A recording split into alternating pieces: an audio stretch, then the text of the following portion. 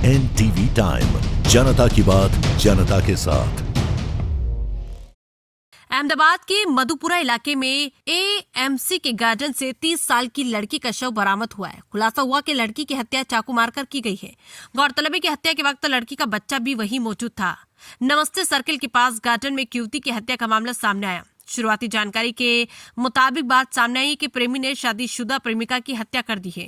अहमदाबाद के AMC garden में कृष्णाबेन मारवाड़ी नाम की महिला का शव मिला, जिस पर 10 से 12 चाकू के वार किए गए हैं। पुलिस जांच में पता चला कि उसका 6 साल का बच्चा और पति वहां था और उसकी पहचान उससे हुई है। घटनास्थल से कृष्णाबेन का मोबाइल गायब है। वहीं दूसरी ओर जो शव मिला है उस जगह खासतौर से लव बर्ड्स का आना जाना लगा रहता है। फिलहाल पुलिस की टीमें गठित कर दी गई और CCTV के आधार पर जांच शुरू कर दी गई है। हालांकि पुलिस प्रेम और पारिवारिक दोनों एंगल से घटना की जांच करी और जांच के बाद अन्य स्पष्टीकरण भी सामने आ सकते हैं। गुजरात अहमदाबाद से यज्ञेश गोस्वामी की रिपोर्ट। કોણ મૃતક છે, કોણ છે આરોપી, શું તપાસ ચાલી રહી છે?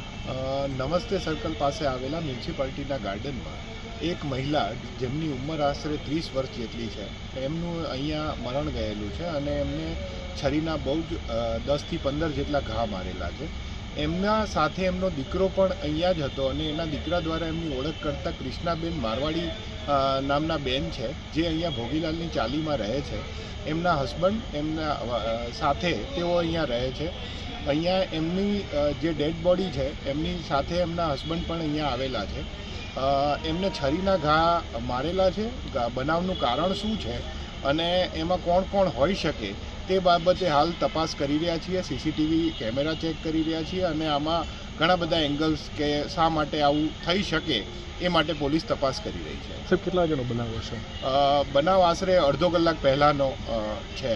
સાહેબ, કઈ દિશામાં તપાસ આપણી ચાલી આરોપીને લઈને? સાહેબ, આરોપીને શોધવા માટે અત્યારે અમે CCTV જોઈ રહ્યા છીએ। બેનના જે કોલ ડિટેલ્સ છે એમને જોઈ રહ્યા છીએ। આ એક એવી જગ્યા છે કે જ્યાં પ્રેમી પંખીડાઓ વધારે આવતા હોય, એ પણ એક એંગલથી અમે તપાસ કરી રહ્યા છીએ। પારિવારિક ઝઘડો હોય તો એ પણ એંગલથી તપાસ કરી રહ્યા છીએ। એટલે તપાસનો વિષય છે, પરંતુ અમે જલ્દીથી આ ગુનો ઉકેલી નાખીશું।